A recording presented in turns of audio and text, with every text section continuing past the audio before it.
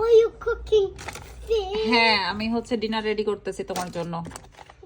You're making my fish? Yes, I'm making your fish and chips. এদিকে আমাদের রাত্রের খাবার আয়োজন চলতেছে। আমি হচ্ছে এয়ার ফ্রাইতে সালমন ফিশ দিয়ে দিলাম গ্রিলের জন্য, আর এদিকে একটু চিপস বসাই দিছি। তো এটা এয়ার ফ্রাইতে করে নেব, আর ওইদিকে দেখা যাক চুলায় আর কি করা যায়।